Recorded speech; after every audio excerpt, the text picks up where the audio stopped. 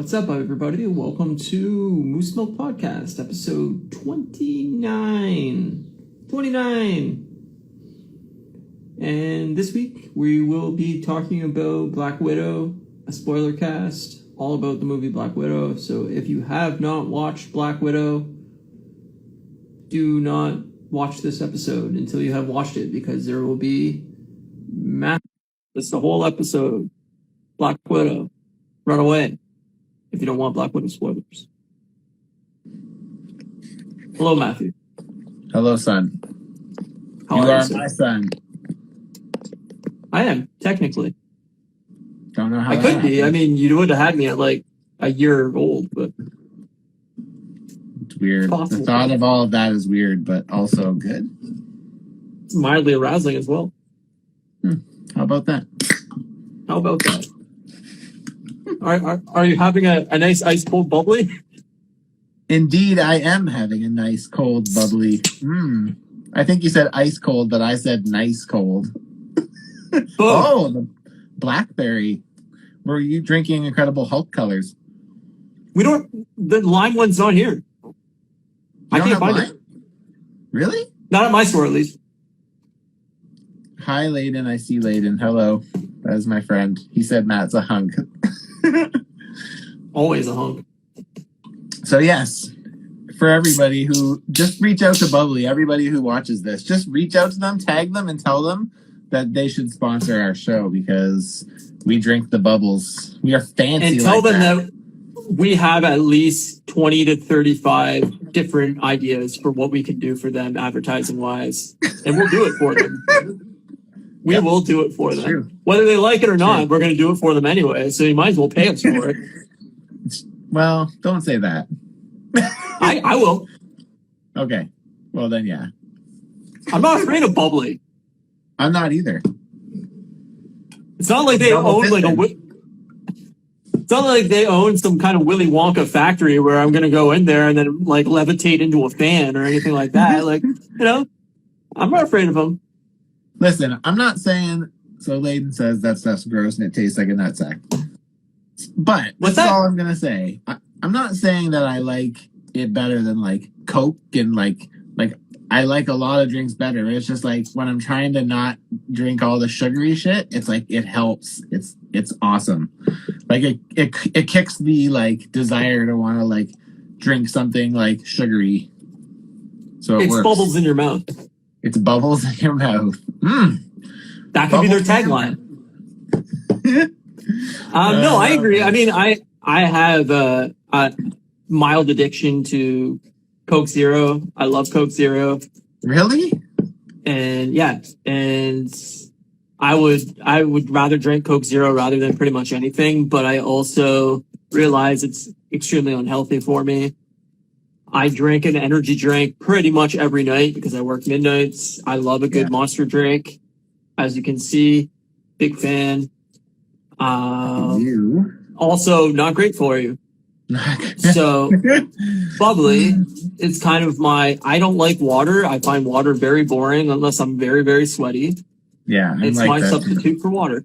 Yeah. I got to a point where I was pretty good at like making myself drink water, but I don't enjoy it at any time. The only time I really enjoy water is when it's been like shitty ass hot out here and it has to be ice cold. So I need like a bottle that'll like keep it, ice cold. Cream soda, Dr. Pepper. Yeah, see, like I love Dr. Pepper. I'm not as huge on cream soda, but I like it in a Slurpee format. Sure. I mean, I love almost every pop that there is. Like I love cream soda. I love root beer. I love orange soda. Like any of those. I'll drink any of them, but they're so full of sugar. And when you get to my fat level, you have to realize you have to take it down a notch. Yeah. Maybe I can't see what was this person's names. Way too many donuts. See, you may have the same problem I do. Way too many donuts. You're increasing in size, and that's detrimental to your health at some point. So if you're like 22, eat all the donuts because your metabolism is going to soak that up. But if you start getting to like the late 30s, you realize way too many donuts. I need a Bubly. Drink it up. Bubbles in your mouth. it makes you think you're going to lose weight. Exactly. And I biked like 30 something kilometers today, so I'm exhausted. You deserve a bubbly. See, we get everybody in with the Black Widow spoiler cast, but really this is just an episode about Bubly. Just so everybody knows, you all think we're going to talk Black Widow, but actually we're going to do an hour-long live ad for Bubly. That's it. You're not going to hear anything else about our favorite flavors of Bubly ranked from 1 to 10 over and over again for an hour.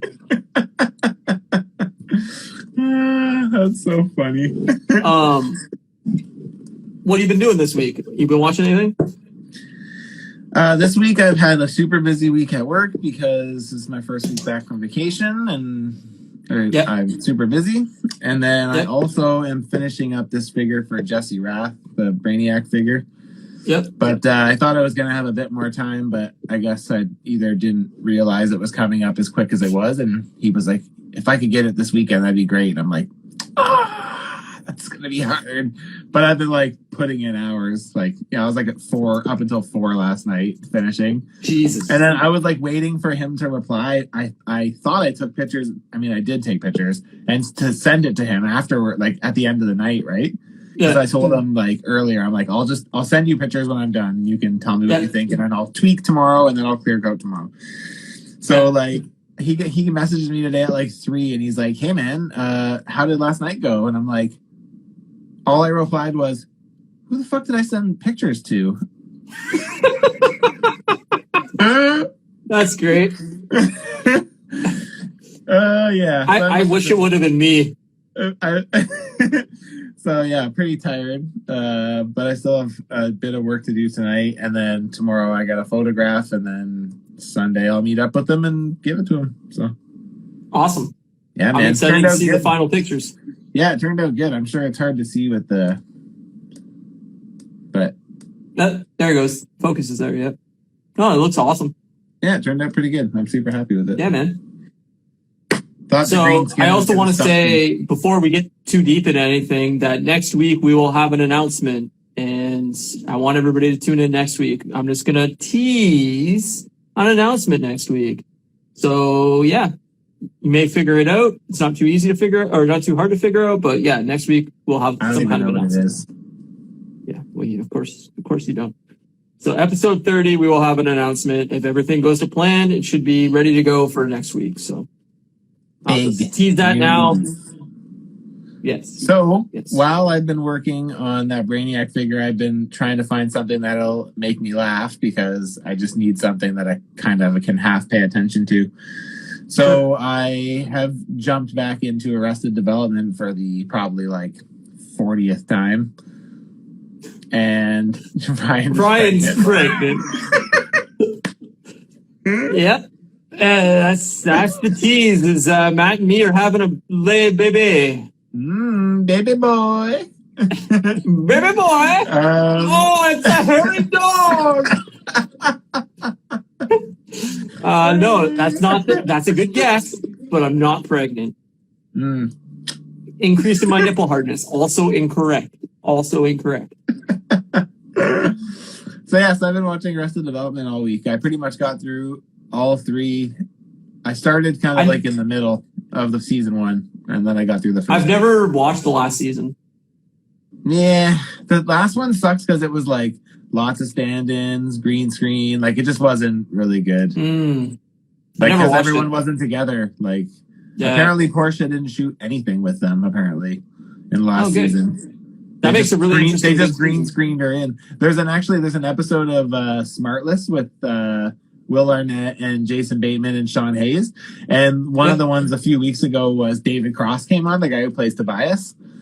And it was so fucking funny, man. It like, they talked about a lot about Arrested Development and like how they had to film those last seasons all broken up and stuff. It's pretty funny. It's pretty funny. Yeah, I mean, I can't see that being good for comedy, is being split up between the people you're supposed to be interacting with. Yeah, especially because the thing that made that so good was the family aspect of it. So it's like, when all of a sudden, like, they're not there to play off each other. It's not as fun anymore, right? Like no. Yeah, but I really love those first 3 seasons. Me too. Season 1 and 2, I love season 3 too, but season 1 and 2 are really like top shelf. Season 3 is when it starts kind of like getting a little bit kind of kookier. And then like by season 4, it's just like pretty broken up, and it's just, which again, I understand. You go 10 years later and try to do that, and it's just like, I mean, half the stars of the show had developed into like main star actors, and it's like, how do you pull them back into a sitcom that they probably love and appreciate, but don't really want to go back to, and like, it's hard to say, but I love it. Honestly, Arrested Development is probably in my top 3 like favorite sitcoms like ever. Oh wow. Yeah, like I love Arrested Development. It's so fucking good. It wouldn't be in my top. Like there's so much payoff. Good. There's just so much payoff throughout, and it's just like things you sometimes don't even. I can't remember what it was, but like even the last rewatch I watched, I caught something I never caught before, and I thought it was like so great, right? Because you're just like, oh my god, it's a show that like welcomes second or third watchings because there's so many little things going on in every episode in the background, and like the dialogue's so cleverly written that it ties into so many things. So it's a really well written show. Yeah, it really is. It's great. Yeah. So I did that, and then I watched Bad Batch tonight before I rewatched nice. Black Widow. So good episode of Bad Batch this week. It's been fucking good, man. Mm-hmm. Yeah, I think it's got to be coming close to the end, though. I think this was episode 13 or something, so I think they're only doing 16. There you go. Must have something crazy planned. What's that? You would want to think that they want to end it before What If starts. So it's probably ending like right before What If. Probably. That would kind of time out right, actually. So yeah. So I just rewatched Black Widow. Obviously, we'll get into that in a minute. I'm almost done The Block season 7, which is actually I think like season 10. The Amazon Prime like season order is all messed up because they skipped like 2 or 3 seasons from the actual show. But anyway, so I'm almost done that season. I really love that show regardless. Australian Survivor started, which is Australian's version of Survivor, not a US season like that's in Australia, but an actual Australia's version of Survivor, which is astronomically better than the American Survivor. So if you're a big Survivor fan, I recommend that. It just started this week. 3 episodes. Where are you watching? What are you watching that on? Are you watching that on a streaming service, or are you just downloading it? I'm downloading it. It's not available anywhere. It's Australian. Yeah, okay. I guess that would make sense. Yeah. Yeah, it's you have to find it pretty much illegally to watch it, which I hate doing. If it was available somewhere to purchase, I would purchase it. Yeah. It's not available anywhere. Very similar to American Survivor, but it's longer and more people. It's like 45 or 55 days instead of 39. It's way better. It's really, really good. But Sweet. Very Australian. So if you haven't seen Australian Survivor and you're a huge Survivor fan, I definitely recommend watching the newest 5 seasons of Australian Survivor. It's really, really well done. The last season was an all-star season, so I recommend going all the way back to the beginning and then catching up because it really builds. And the all-star season's, in my opinion, the best season of Survivor there has ever been. Because all-star is like made up of all people from different seasons, right? Is that how it works? It's all returning people from previous seasons. Yeah, that would be really cool to see them all go back for a second. It's very, very well done. I don't want to spoil anything, so it's great. I recommend it. Nice. Other than that, I don't think I really watched too much.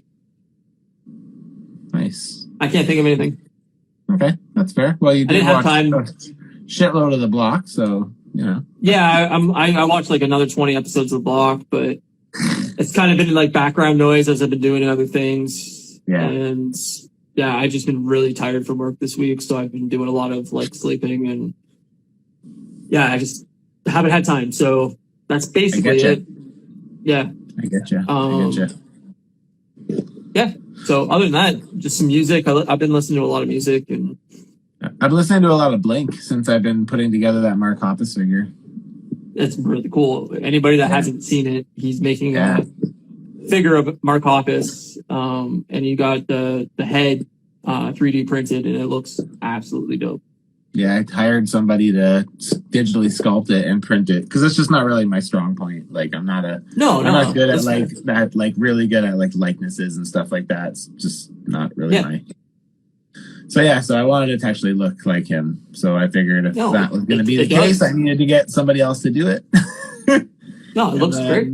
Yeah, it turned out really nice. So he's doing the bass for me next, and then he's number 3 on my list. So I have 3 projects in front of that before that would become like the priority. So hey man, just keep him busy, a little bit at a time. Man. Yeah, man, you know it. Yeah, buddy. So yeah, I've been listening to a lot of Blake, like a lot. Yeah, I've been listening to a lot of Jimmy Eat World. You've been doing a lot of Jimmy Eat World? A lot of Jimmy Eat World.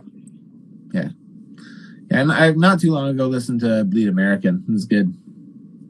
Yeah, every album from Bleed American on, like except for the one there, I adore. Like I think out of their last like 6 albums, I think there's only like one that's like not great. But yeah, I'm the opposite.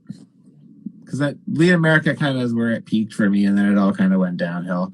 I don't mind Futures now that I like go back to it, but like I don't. Futures. I know you do, but like it was not one of the ones that like never ever really stayed with me. Really, like it just I don't know. Maybe it just like wasn't the right time at that time. Yeah, I definitely think it's a weird album because it's definitely 2 separate moods. Half of that album is very Bleed American, and the other half is very emo, downer, melodic, I don't know, like winter music, and it like is at odds with each other as an album, but it's definitely an album. Like I think the second half of that album, there's some like of their best written songs they've ever written. Bleed American, I think it's just like a pop punk classic. Like I don't think anybody can argue that, you know, the middle and stuff like that, and some of the like catchiest song maybe in the 2000s. Like it's awesome. But their last album Surviving I think is like a callback to Bleed American, and I think it's like really so top notch. Yeah, it's really good. That's like the first album that's really grabbed me since Futures, really. Like everyone kind of has like a couple that I get into, but then like it fades away. Yeah, I don't know. I'm a big fan, and I think pretty much all their albums outside of their first 2, I can find a piece that I really enjoy. I hate their first 2 albums, but Bleed American on I love, so I've been listening to a lot of that. I do like Clarity. I know you don't, but I really like Clarity. But it's not. It's such a different piece compared to everything else. So it's like it doesn't fit them as a band to at all. Lump it in because it really doesn't. It's like the first 2 albums are like the albums that really don't have what I love about Jimmy Eat World. I do, but I really do like Clarity. It's like Brand New's first album, right? Yeah, totally. It's a great example. Yeah. It doesn't fit the rest of their catalog, which I also like. Yeah, I know you do, but like it doesn't fit the rest of their catalog at all. Like you love the Weird album from bands. Like I mean, you love Panic at the Disco's Pretty Odd, which doesn't fit the rest of their catalog whatsoever. Like you love that Weird standout album that doesn't fit with the rest of their sound or anything like that, and that's fair. But I think if you listen to Bleed American and then go back to like Clarity, I think you're gonna be like, what? This isn't even the same band, you know? Well, that's what the thing is Clarity just didn't age for me how Bleed America did. If you would have asked me 15 years ago what my favorite Jimmy Eat World album was, I would have said Clarity. But now that we go back and visit it, it just didn't age the same. Like the things that I loved about Jimmy Eat World then are what I love about them now. And like I feel like Clarity is not an album that is really Jimmy Eat World-y. Like it's a great album for what it is, but it's not the Jimmy Eat World I ultimately ended up like being a huge fan of, right? So No, we can talk about this forever, but we could also talk about Black Widow, the movie. So we should talk about Black Widow. So spoilers, everybody, if you have not seen Black Widow, that's in your last warning. Bounce out, so come back later. If you haven't, then we're gonna ruin it in glorious fashion, as we always do. Exactly. What was I gonna just say? Oh yeah, so the reason why we waited was because we wanted to get through Loki first, and then we figured it would give anybody a chance who didn't get to see it right away a chance to see it. So Yeah, no, I think it was wise to give everybody a couple weeks. I mean, movie theaters just opened here last Friday. Nice. So I figure, if people didn't want to watch it on Disney Plus and wanted the theater experience, this gives them a week or so to catch it. If you did watch it on Disney Plus, you had 2 weeks to grab it. Yeah, I just didn't. We could have done it the night it came out, but we didn't want to spoil it for people that didn't have the opportunity to watch it yet. Now that it's been 2 weeks, if you haven't watched it, you've either chosen not to watch it or have no plans on watching it or waiting for it to come to like home release, which, like I said, if that's your plan, then just skip this episode for now and come back later. Yep, that's right. Or let us ruin it for you. We're talking about Black Widow. Let us ruin for you. Someone just asked what movie. We're going to talk about Black Widow with lots of spoilers. Scarlett Johansson, Black Widow, part of the MCU, the most recent MCU movie. So yes, exactly that. So yeah, I don't know. How do you go ahead and take it away? So I mean, we discussed in our like brief overview of the movie that like neither of us were overly impressed with it. I think that still stands. I mean, watching it a second time, it didn't really change my opinion on it. I think it's a middle of the pack, very okay movie. It's not bad. It's not the first 2 Thor movies bad or Iron Man 2 bad, but it's not top tier in any way. I wouldn't put it in my top 10. Like it's a very generic paint by numbers origin story for a character that we already know about. So it's not really an origin story, but an origin story of Black Widow. I feel like a lot of the drama and everything is removed when you already know what's going to happen to Black Widow. You already know that she's dead. She's not in the MCU anymore. And this movie doesn't change that. So there's no, real, there's no real drama to the movie. There's no real, you already know the results. So it doesn't really, it's not worth it. It's $35 in Canada for the Disney Plus version of the movie. So here's the thing though. If you like the MCU, yep, you won't dislike this movie. Like there's lots of things to like about it. It's just it's what so me and Ryan have been talking a lot about this lately, just in text messages, not so much on here, but like we're both kind of finding that like a lot of the stuff in the MCU is like it's starting to feel like stale a little bit. Yeah. But that being said, I feel like after we get past this, there's a good opportunity to get past that, because I also feel like after Endgame, I was like, okay, I'm ready for like a new like a fresh slate, right? And it's like Black Widow is the last of like what we know of the MCU, and like as we move ahead, we're gonna meet all the new heroes, right? So it's like this year is all about gonna meet new people. We're gonna meet Shang-Chi. We're gonna meet his whole crew. We're gonna get to meet the Eternals. We're gonna, you know what I mean? So it's like when I look at it like kind of that way, I'm excited to see where we're kind of going. But in terms of the Black Widow movie, it felt like we've done this before. Yeah, I agree, but I also feel it should have ended last phase.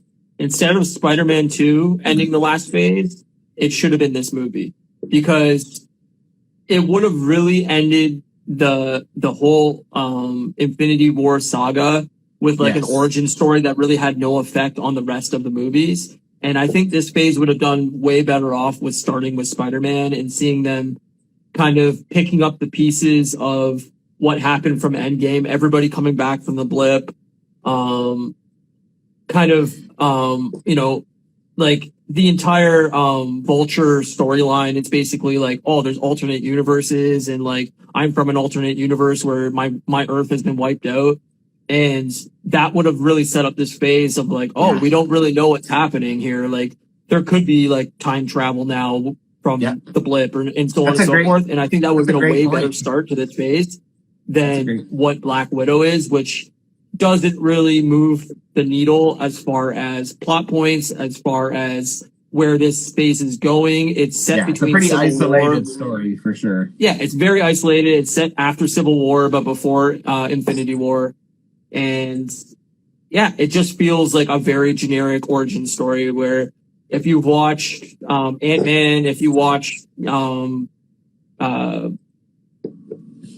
Doctor Strange, like it's a very similar movie where we get to meet the character and where she began and her family and kind of what makes her tick and why she is the way she is, and kind of end her storyline in the same movie with the post-credit scene, which we'll get into later on. But I will say it was weird. I totally expected to get more origin story, but like I did too. In terms of like actual origin story, we really only got like the montage in the credits, like at the beginning with the Smells Like Teen Spirit cover that was playing. You know, like I know they made reference to a few things, but really that was the only thing that like, you know, and I know that I guess in fairness, we've kind of like, we like know it in pieces from Black Widow's we do, but thus far, but don't you think it would have been more interesting for the beginning of the movie to show ScarJo and Jeremy Renner like taking down the Red Room of which they thought they were taking down, and like her turn into like the hero into the MCU, and they skip over that with dialogue of like, oh no, I already took down the Red Room. Like it feels very like, you know, all this, and it's like, well, no, you've never shown any of this. This has been kind of talked about through, you know, odd dialogue throughout the MCU, but it's never been shown. We've never gotten that beginning point, and it's like, here's her at childhood, and here's her 21 years later at 27 or whatever the case she is, and there's a lot of middle part where we still don't really know like her training program and what she went through. They talk about it briefly in dialogue, but I don't know if it's Disney saying like, oh, that's too hardcore, we can't show some of that, or if it's. I'm sure there just wanted to move. I'm sure. I think so too. Yeah, but I also wonder if like it matters. Like again, we kind of know. I'm not like, I would have loved to see more, but I question if they just think that like we have enough. Like, you know, at the end of the day, that part of her history like really only explains where she got her skills from, right? Sure. But like, you know, she doesn't spend a lot of time, you know, she hates that part of her life. So like to spend more time in it, you know what I mean? Like I kind of like the way they did this kind of origin story, because it's kind of like they're reliving their he's barking. I kind of like how they did it, because like they redid the origin story while kind of just like talking in modern time, in like present time, right? So it's like I like that, but again, like there are some stuff that like to me doesn't really make sense. But we can kind of get into that as we go along. I made notes to reference. I did too. Yeah. So I mean, so like the childhood dynamic, like the movie starts off as her as like, I don't know, a 7-year-old or whatever she is. And it sets up in Ohio that there's like a family dynamic between her sister, and her parents, which aren't actually her parents, or you know, Red Guardian and Milena, which are just basically Russian spies that are, this is like an implanted family. And I like that aspect, and I wish we kind of would have got more than that than a 5-minute segment at the beginning of the movie. I found that was the most like grounding character moment of the entire movie, is like seeing her as like an actual human rather than a hero, seeing her as, you know, before she has like these trained skills, even though it's kind of talked about that she had already been in the Red Room and she didn't want her sister to go there, which that's where they were sending them. But I don't know. I thought that was the most grounding moment of the movie, and it's like, you know, all of 6 minutes or 10 minutes long, and then credits. You know. Yeah.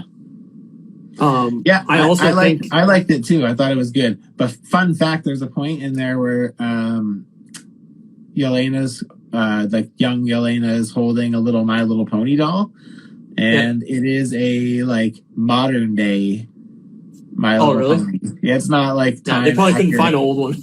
Yeah, maybe. Thought that was pretty funny though. Yeah, I mean, I feel like a lot of it was,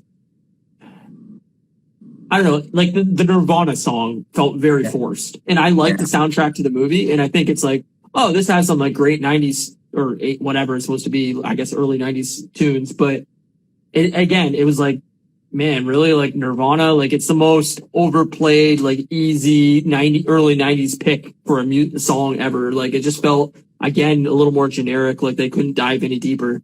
I kind of liked the cover. I thought it was pretty good.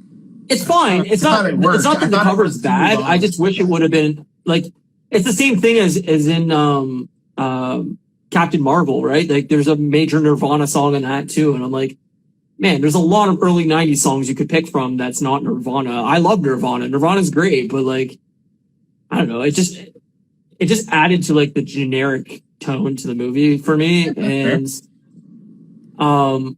I really felt like they really let down Red Guardian and Milena. Like, Rachel Weisz is a great actress, and why is she in the movie for all of 12 minutes? Yeah.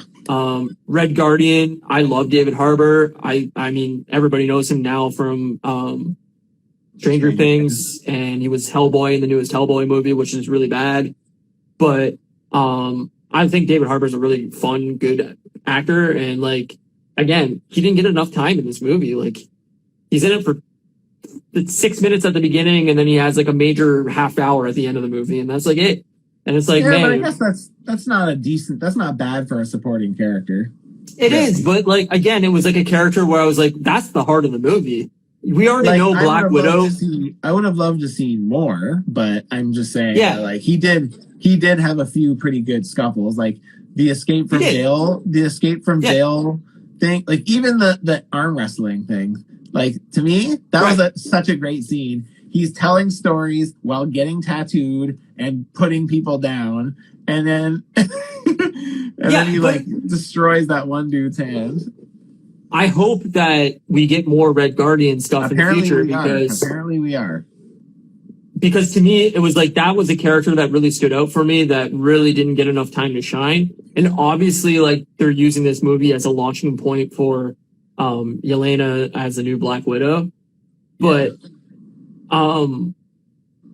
yeah, I just felt like you're setting up Red Guardian and this like huge Captain America feud that like didn't really happen, or I don't know. I that part I kind of didn't really understand, because Captain America was under ice in 82 and 84 when he was talking about. So one of the things I read, so the hard thing about doing this 2 weeks later is I've listened to so many breakdowns of the movie, right? But one of the ones that I can't remember where it came from, but somebody thought maybe that we, at this point in the MCU, we've seen Steve Rogers as Cap, we've seen John Walker as Cap, we've seen Falcon as Cap, we've heard about Isaiah Bradley as Cap. So like, what if, at that time we didn't have Steve Rogers, but they had somebody else? Maybe he did fight Captain America, it just wasn't Steve Rogers. Sure. You know what I mean? Like, that could be it, but like, I also felt like it's setting up again a thing that we don't know about. Like, it's the same as the whole Red Room thing. It's like, oh, we took down the Red Room, but it's just a passing piece of dialogue. We don't get to see that. We don't get to experience that. Yes. And I feel like that's a lot of this movie, is like, it would have been way cooler for me to see like a flashback scene from the 80s where Red Guardian is fighting Captain America, and like see that feud, and then build the movie towards that, and like have a piece of that movie. And like, maybe this is a movie that in my head works and on paper it works, and then actually filming it's a 3-4 hour movie, and they're like, we got to cut shit out of this movie. It's way too long and there's way too much in it. But those are the things I would have actually liked to see, where I think a lot of the rest of this movie is just generic Marvel espionage stuff we've already seen, stuff that they've already done in other places. Like that whole scene with Yelena and Black Widow in the apartment where they're like fighting or whatever. Yeah, that's almost a scene for scene replica of what happened in Falcon and Winter Soldier. And what happened in the Winter Soldier movie? Remember, Steve goes to get, like, even Taskmaster is just Winter Soldier. It's a character. It's a person from her past that she thought wasn't present anymore, and now comes back as like basically like a better her. And like, can we not get rid of the shield? Like, maybe that's a huge part of Taskmaster in the comments or in the comics. I don't really know. I think it is. I don't know Taskmaster much, but I do know that this version of her is nothing like what the character is in the comics. But like, to me, it's like, do we really need another character throwing a shield around? Like, couldn't you not come up with that's the point anything else? That's the point of Taskmaster, though, right? Like, I know, but it's so like, okay, we've seen a character throwing a shield around for fucking 10 years now. But that's the point. Much cooler would have been to give them something else. But the point of this character is that they mimic what they see. Right. So I get that with the whole Black Panther, claws coming out at that one scene, and like, I understand that she's mimicking other fighting styles, and that's cool in a certain aspect. It wasn't varied enough, and to me, it was like the shield thing.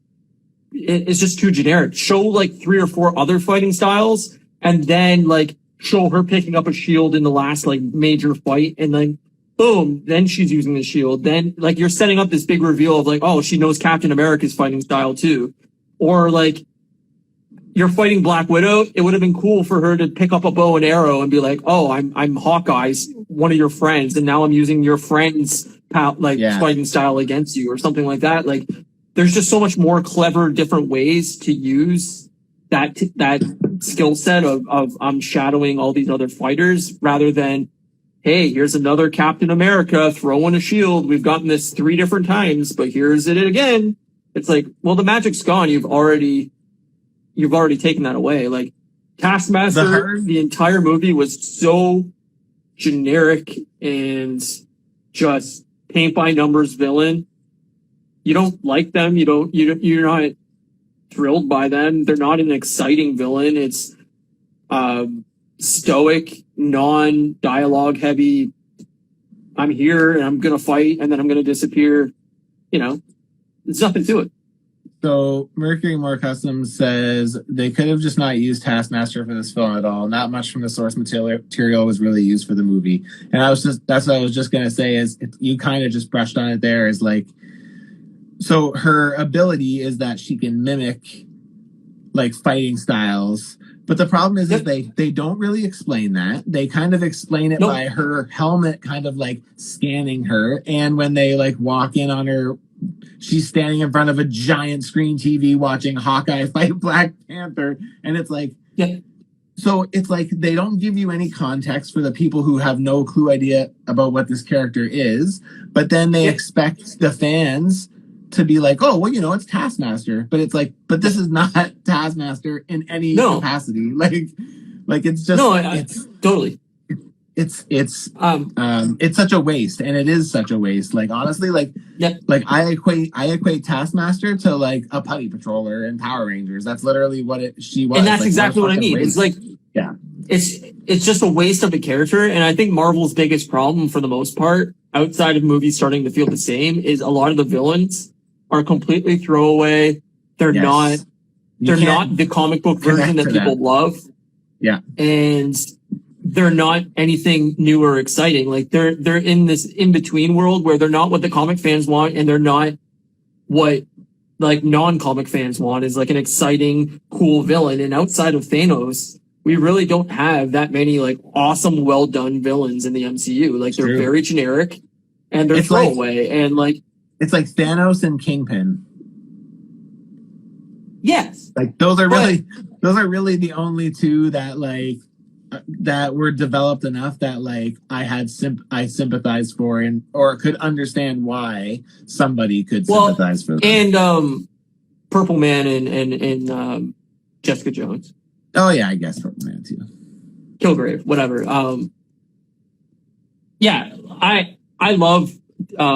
I love Jessica Jones. I think that's the best villain they've ever done in the entire MCU, even though they're kind of throwing it away. But yeah, they're technically legacy now. They're not.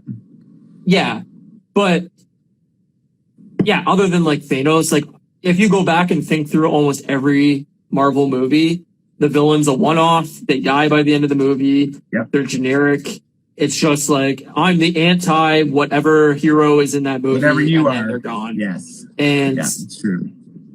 They need to really think that through coming, further on. Is like,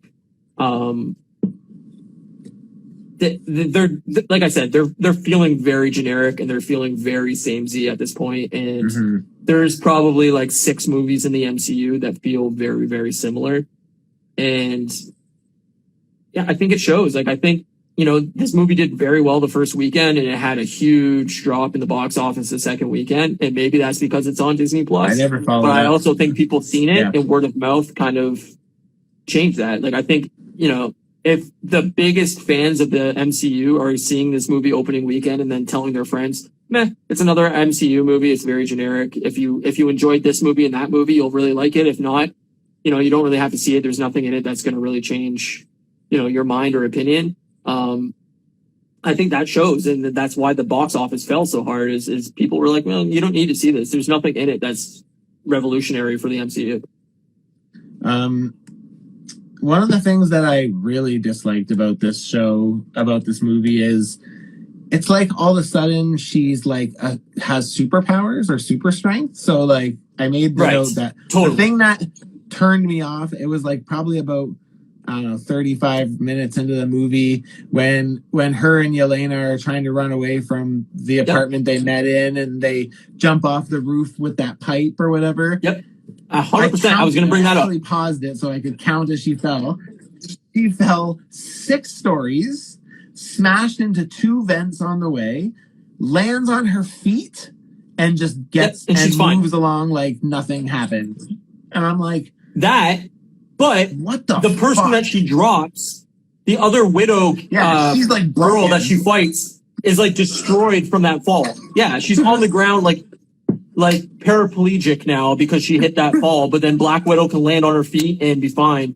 Like, it's not that I get it's a superhero film, but like, let's be realistic here. Like, she has no superpowers. She's a well-trained spy, period. Like, so why can she all of a sudden fall 10 stories and be fine?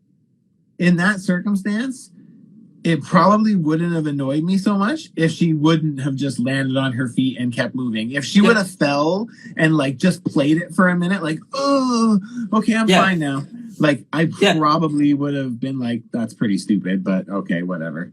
But then I would have just said it's a comic book movie. But it's like, and the other one that I thought was weird was when she's flying down in the helicopter to get Red Guardian out of jail, and she just grabs him by his hand and picks him up. I'm like, you're hanging onto a rope on dangling out of a helicopter, carrying a 350-pound super soldier, but with one hand. Like that, and even at the end when she's falling out of the Red Room Sky Castle thing, she falls again like 15 stories and then grabs a bar as she's falling to hold herself. And I'm like, I'm sorry, I didn't realize that she had like massive superpowers here. Like, they're basically making her a super soldier, and I'm like, that's fine if that's the route you want to go, that she got injected with something and this is why she has the abilities and agility that she does, but you've never put that in the movie. You've never shown that to us. As far as we're aware, she's a super soldier or a super spy, period. A spy, She's just heavily trained. She's like Hawkeye. She's just well trained. Yeah. And I totally agree with you. There's a leap of realism at some point in the movie where you go, it's a superhero film, and obviously, you got to kind of take your mind out and just enjoy it for the action flick it is. But there's also a point where you go, you need to follow the rules that you've set up, and you're not following any of the rules you set up in this universe. Yeah. Another thing I thought was interesting was, so in all of the promotional shots before and like the action figures, Red Guardian, and in the comics, Red Guardian has a shield as well. He also has a shield. But in this entire movie, there was I even looked for it. There was no imagery of him with a shield except one point remember when he's in the prison and he gets the little action figure? Yeah. Well, when he gets it originally and he takes the head off, there's no shield in its hand. But I think it's when he puts the thing into his ear and he turns around, they cut to a different scene and you can see in its hand in that one it's wearing a shield. So they must have like decided to scrap the shield and and change it up, but it's just there in that one spot. But I thought it was really interesting because like all of his action, I think he had like 3 or 4 action figures that came out. They all had shields, and it's just like interesting that they cut that out because that is something that like that character is known for in the comics. Sure. And I don't know if you read anything about this, but my thought process on that whole thing is that this movie went through massive changes. Yeah, I'm at sure some point.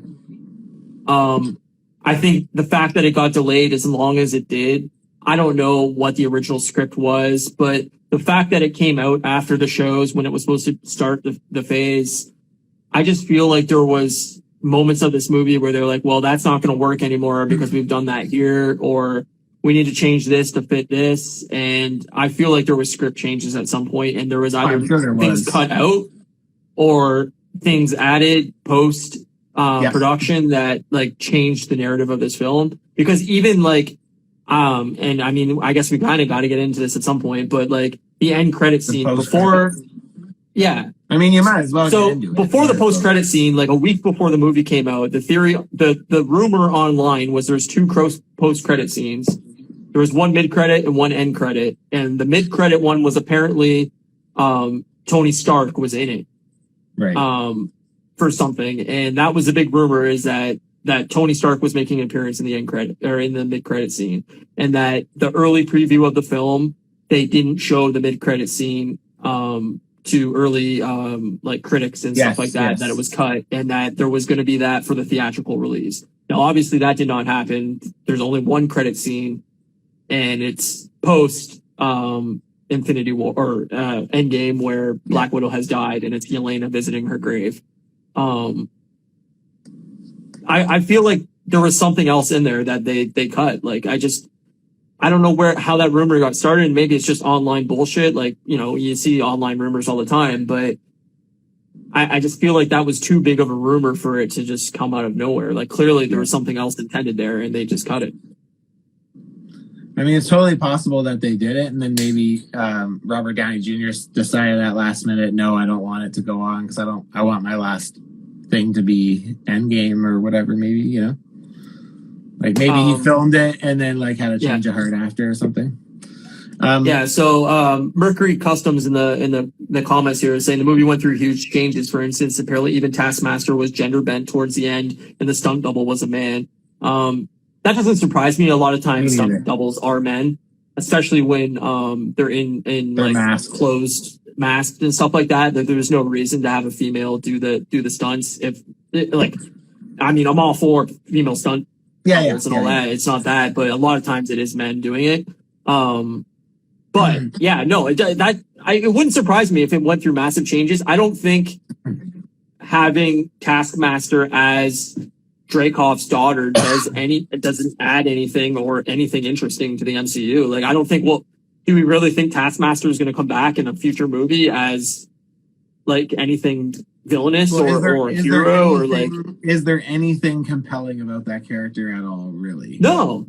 And that's what I mean is there was no point in that movie where you go, oh, I really feel for this character, or the character's really funny, or the character's like fun to like root against or anything like that. The character had no personality whatsoever until the last 30 seconds of the movie, where like she's unmasked and unpoisoned from, you know, mind control or whatever. And then, she has a moment, and that's like another thing I wanted to bring up is like, how many times are we going to have mind controlled characters and then the MCU? It's over and over and over again.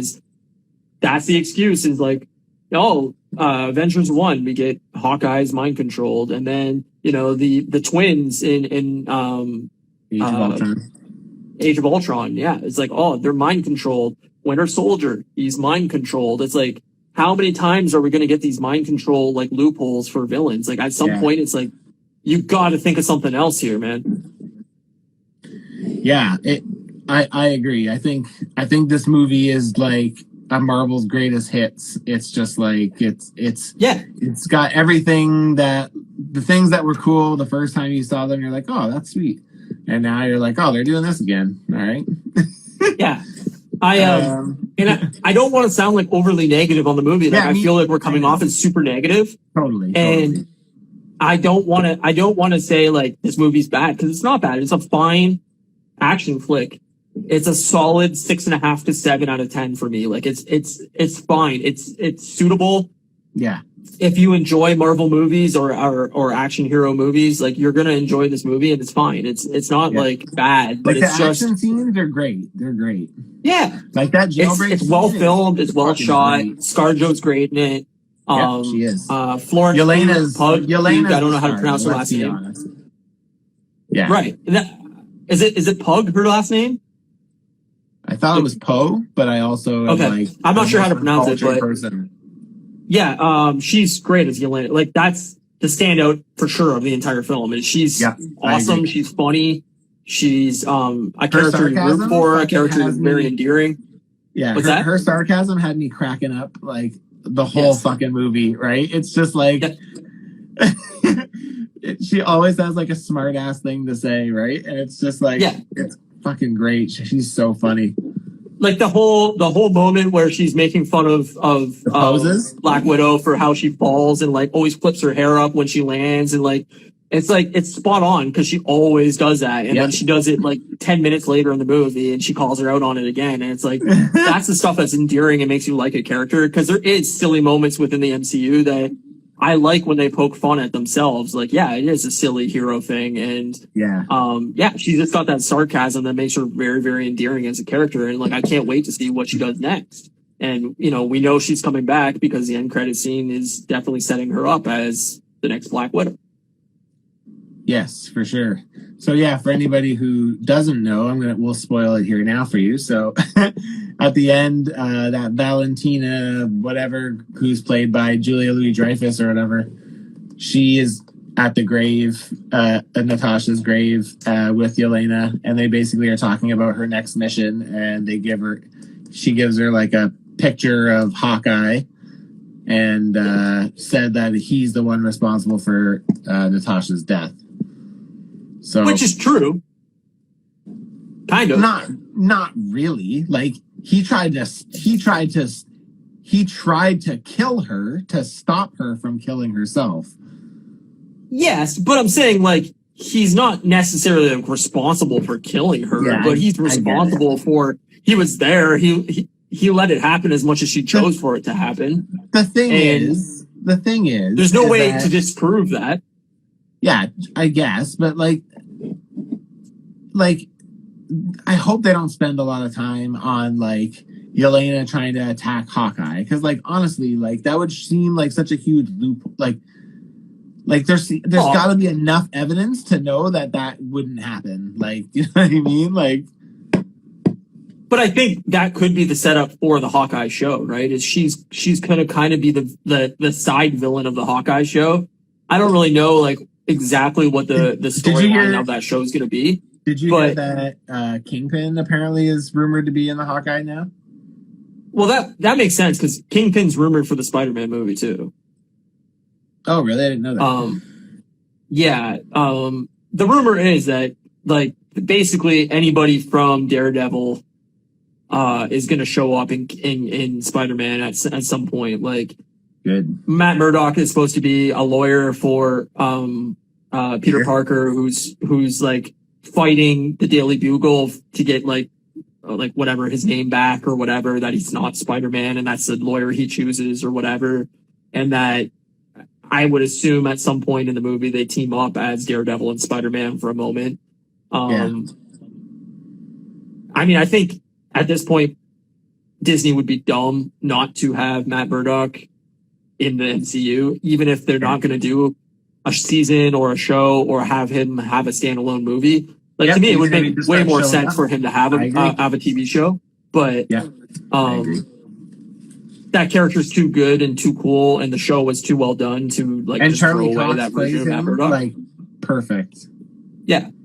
Perfect. But yeah, no. Like my assumption is in the Hawkeye show, she will be like a villain of the show, or at least in the background, kind of orchestrating somebody else to kill Hawkeye. I don't know exactly where they want to lead Hawkeye. Like my assumption is they're going to set up like the next version of Hawkeye in it, but Kate Bishop, I I would also really love to see him as Ronin, and like I would love a side like the show to start as him as Ronin and actually show him. I feel like we'll get some. I feel like we'll get at least some explanation about Ronin. I feel like that's the place where they would kind of need to do it. So I think that's the most interesting part of Hawkeye is like I love, and I mean this is like the dark, sadistic side of me, but like I love characters when they go from being a hero to like that dark, like, well, fuck it, I'm just gonna do whatever I want kind of thing. Like I love that side of a character, and I've always found that kind of endearing. So like I would love like Punisher. I love Punisher, and I love that like he's a hero, but like he doesn't really follow rules. He's just out there to fuck people up. He does it his way. Yeah, and like I think they could really make a cool Ronin show and like maybe even team him up with Punisher in the future or something like that. Like cool. I think that would be really cool. Yeah. But yeah, like I would love to see that show start as him as Ronin and then coming back, like fast forward the second episodes, fast forward 6 years or whatever it is, and show him like back with his family and him trying to pick up the pieces or whatever. And then, you know, Yelena's after him to redeem her sister kind of thing. And maybe by the end of the series, you know, they find common ground or whatever. And she finds out that he's not responsible, but they're clearly setting up like she's a super spy. Like, I feel like you wouldn't need to dig that deep to find out that Hawkeye wasn't responsible for your sister's death. Like, I just feel you would. I don't understand how they're really going to pull that narrative thread just because, like, oh, they were best friends and, you know, they're in the Avengers together. Clearly, like he's not a bad guy. Like, they talked about Clint together. Like, they talked about it. Yeah. Like, yeah. I don't know. I mean, good point. Elvin over at Astonishing News and Reviews made a good point. He said that he noticed that they throughout the show they kind of painted Hawkeye as a bad guy a bit. Like when Yelena said, "Are those bullet holes in the apartment or whatever?" and she's like, "Arrows." Or whatever, right? And it's like, and I was like, oh, that's actually a relatively good point, I guess. Sure. But they also may take it as like showing her all the shit he did as Ronin, and yeah, true. You know, and him like decapitating people and all that shit, and that like, oh, after the blip, he like lost it, he lost his mind, and he's this like sadistic murderer, and you know, your sister trusted him, and then he took it, he betrayed her and killed her. Kind of thing. It's like they could go that route where the blip is what, like, after he lost his family, he kind of just, you know, lost his mind and lost his, you know, hero status or whatever. But I don't know. I don't know what narrative way they're going to take it, but like, I do think she was the best part of Black Widow for sure. I agree. Yeah. She was so fucking funny. Yeah. But yeah, clearly they're setting up like Dark Avengers or whatever. Yeah, that's what I think too. Yeah. Thunderbolts. Yeah, I think Dark Avengers probably. So yeah, like whatever version they're going to follow here is you know, they're clearly showing that, you know, the new Captain America, which is you know, I can't even think Agent, whatever the fuck he's called. They're setting that up to team up and you know, they're going to probably find 2 or 3 more characters in these next couple shows. Maybe like She-Hulk is part of it or something like that too. Oh yeah. Yeah, maybe. But I feel like Abomination is probably being brought back in for that reason, maybe. Yeah. Because we're hearing Abomination and She-Hulk, and we're apparently seeing him in Shang-Chi too, right? So, right. U.S. Agent, yeah. Yeah, U.S. Agent, that's his name. My memory is gone. One of the other things that I'm just looking at my notes to see if I missed anything that bugged me was at the end how Black Widow to not smell what's his name, she just slams her face on the desk and yeah. I don't want to smell anymore. Okay. Like you couldn't come up with anything better than that. Yeah, I didn't like that either. Yeah, I thought that was pretty weak. But even like, I mean, they're really showing like she did the same exact thing during Avengers 1 with Loki. Where, you know, she's interrogating him and he thinks he has the upper hand, but meanwhile she's finding out his master plan and all that. Like, it was the exact same setup where as soon as it started, I was like, oh, she's trying to get the upper hand on him and find out his master plan so she can betray him kind of. And it's like, I don't know. Again, it was just kind of weak, and like the fact that he could control his like computer thing with his ring. I'm like, okay, like it's just straight out of like a comic-y, like a Bond villain. Yeah. And I was like, come on, man, you could have come up with something a little more clever or a little better than that. But I do like the fact that they set up that there was like Black Widows like all over the earth. Like there's thousands of them, and like clearly that has to come into play again at some point. Yeah, totally. It just means they can use it somewhere down the line to explain something too, right? So yeah, I think they could also do it like kind of a spy espionage television show where like, you know, every week or every couple weeks, like it's a different Black Widow, and you know, they're on a mission of some sort, and you get to see like all these like different kind of espionage stories or something like that. Like they could take it in a couple cool ways, but it also like pisses me off because I'm like, where were all these Black Widows during the Infinity War? Endgame? Yeah. Like maybe they were. Why wasn't these thousands of super spies out, you know, trying to protect the world in any way whatsoever? Mm-hmm. Yeah. Well, they lazy. Yeah. Apparently they were all eating, I don't know, sushi or something. They were busy that day. I don't know. Like, what are you doing? You know what could have been doing? Drinking an ice cold bubbly. Bubly. It's what the spies drink. We gotta stop. But yeah, no, I like overall, like I said, I find the movie was fine. It's not bad. It's not great. I think I would rank it somewhere in like the 15 to 18 range as far as like the overall MCU. I really hope that Shang-Chi is much better. Again, it's an origin story, so that worries me. I hope it's not like the same plot points that they always do, where, you know, first 30 minutes is origin, the next 30 minutes is some action. Coming to terms that you're the hero, and then the last thing is whooping ass and proving. Yeah, I hope that the 10 Rings thing is actually like interesting and well done. I know a lot of fans hated how it was, you know, Mandarin and everything was handled in Iron Man 3. So hopefully that is done a lot better and it's what fans want. But again, they're very bad at doing villains. So I hope this isn't just another generic villain that they kill off by the end of the movie. Like, same here. Set up. Some of these villains should get away. Some of these villains, you know, don't need to die in the movie. And like, I think that's why Batman generally works really well, is because like the Joker is always around. The Joker, he never kills the Joker. The Joker goes to Arkham. The Joker is, you know, a lunatic that's always kind of in the background, you know, marionetting the villains. And like, they need a villain like that, that's like in the background setting things up and is this like always constant threat of like, and at any time this dude could come back and strike. And like, I think Spider-Man's really good at that. As like, the Sinister Six is always like, oh, they're always plotting and they're always there to trying to figure out a way to take down Spider-Man. And does Batman movies work well? No, Batman movies have been generally bad, but there are some good ones. Yeah, the Dark Knight, like the Nolan. Dark Knight trilogy's fine. I didn't really like the third one. The first two Batman movies, first two, like with Keaton, are great. Yeah, I like those. You know, but what I'm saying is generally, like with Batman, is the villains are always around. That's what makes Batman interesting. It's not Batman that's interesting. It's, that's right. It's the rogue gallery. Yeah, that's what I like about Batman. I don't like Batman. I like his villains. He's got some sweet villains. I love the idea of Batman of like, except I like Spider-Man, but I like a lot of why I like Spider-Man is because of his villains.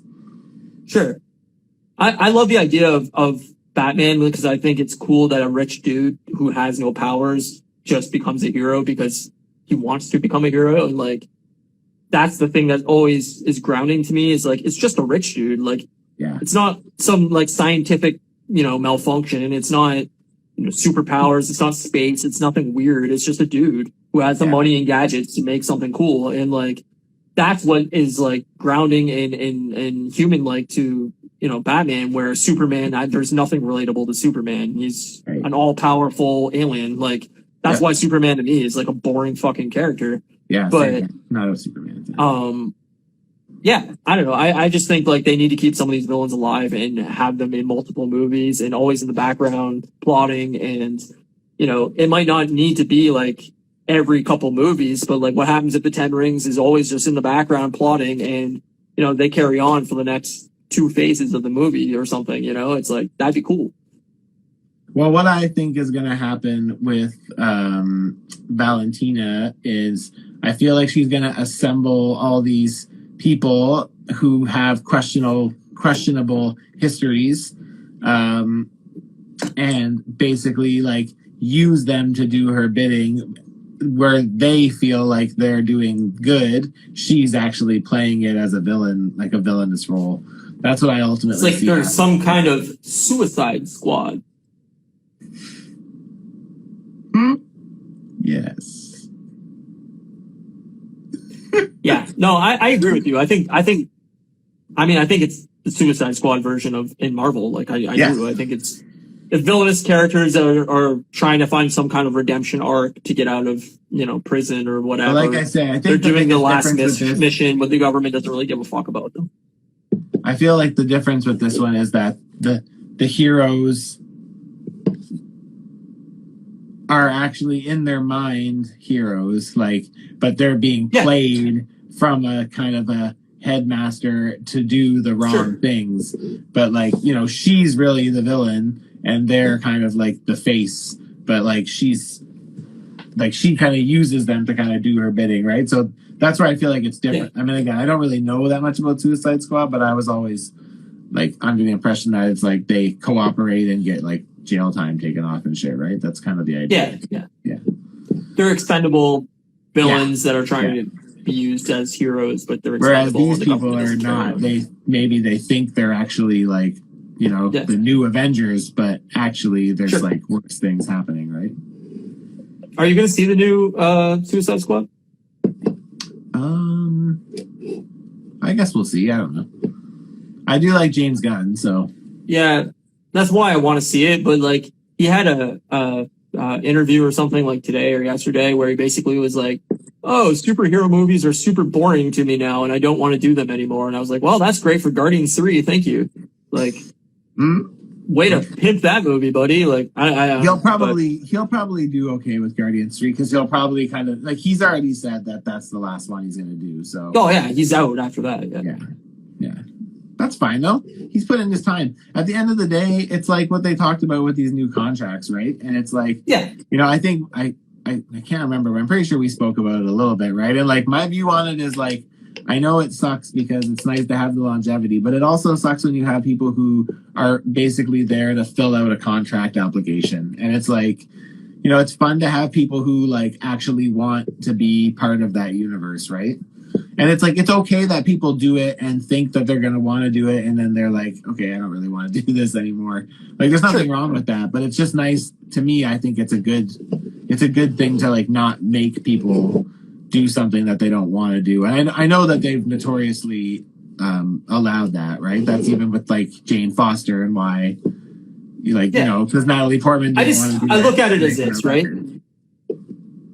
We can have a much deeper conversation about this later on, but like my opinion on it is you're right in that regard. I don't want an actor that is doing a role because they're obligated to do a role, but I also look at it as I don't want 5 different Iron Mans because the actor doesn't want to come back for the second, third, fourth, fifth movie and they recast every movie. And I think that's what we're heading towards is you're going to get an actor come in and play a role and not want to return for the second movie or the third movie or the Avengers movie, and it's recast and it's recast and it's recast. And if that starts happening, you're going to lose a lot of fans very quickly. Yeah, and it's hard to stick around when there's no like longevity in the scenery. Yeah, and I think that's DC's biggest problem is they're on their 7th Batman now. Like it becomes a problem at some point. You want that connective fiber between the movies of the same actor coming back and playing the same role. And, think if Iron Man 1, Robert Downey Jr. knocked it out of the park and then he was recast every subsequent movie, we would be on our 6th Iron Man or 7th Iron Man, and it's like, you fall out of love very quickly with that character. And I mean, they recasted Hulk, but it was early enough. But that was early that I don't think it really had a big, effect. But I agree. I'm all for actors not being held to, 6-movie contracts, but I do think that, a 2 or 3 movie contract, or at least a pre-planned story arc where they're like, hey, we have 3 movies planned.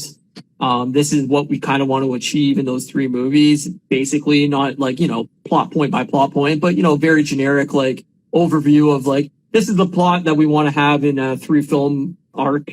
And, we're going to do these in 6 years. You're going to film it, every other year. You're going to have a contract to do the next movie. And then after that, we can, go back to the bargaining table. And if you want to keep playing this character, great. And if you don't, we're going to roll in with somebody else or, change pace and bring other characters in. Like, we're at a point where we have literally 100 different characters in the MCU, if not more. So there's no reason to, be stuck with, we have to do Iron Man in this next 10 movies. It's like, no, we've gotten that and we can move on from that, The nice thing too is they can just leave it alone. They don't have to finish the story. They can just finish the story arc and like kind of leave it alone. And that's what I mean. And they can come back and visit it, whenever they want, right? So yeah, but like my worry is they're gonna cast the next Wolverine and they're gonna find an actor to play Wolverine, and then they're gonna shoot either whatever, a standalone Wolverine movie, an X-Men movie, whatever they're gonna do with the X-Men.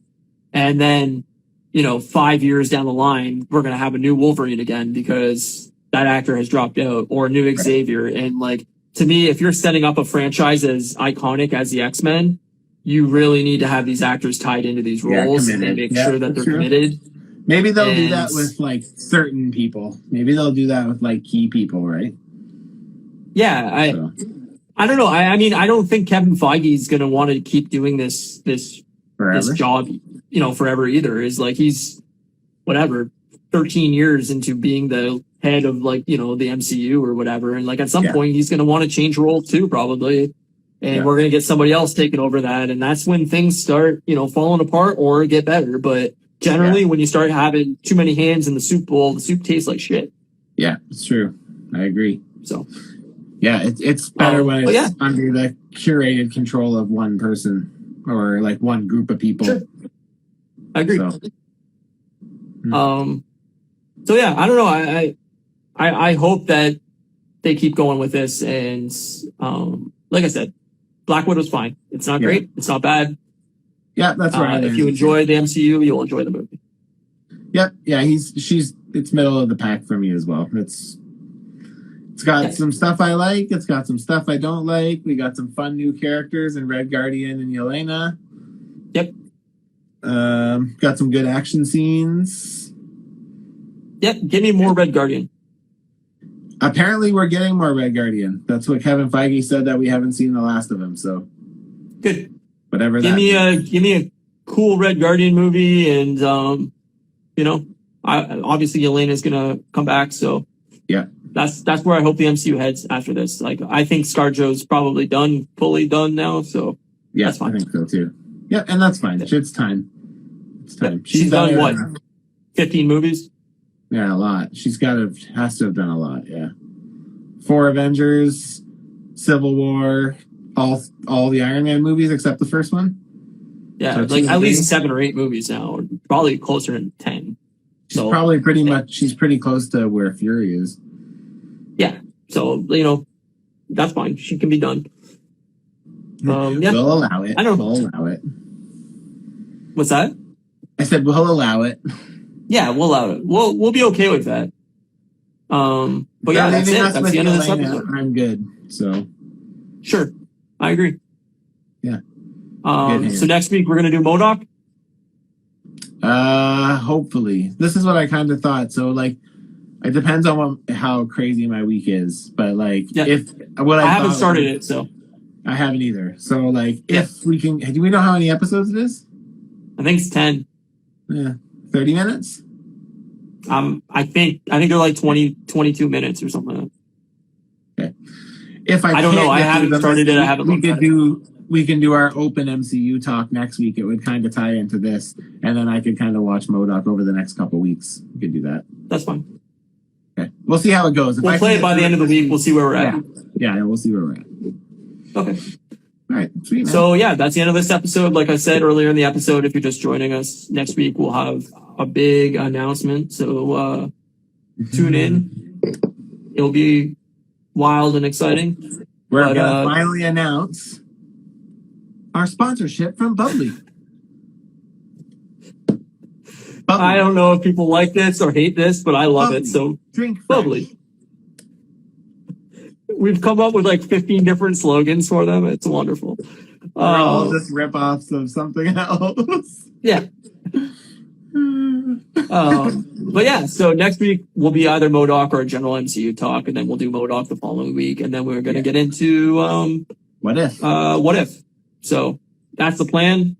And then we'll get into Shang-Chi by September, and we'll just keep rolling with MCU stuff until we run out of stuff to talk about, and then we'll find out. And it's just going to be a live tickle party.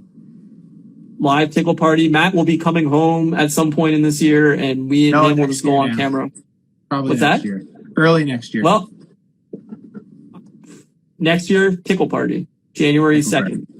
January 2nd.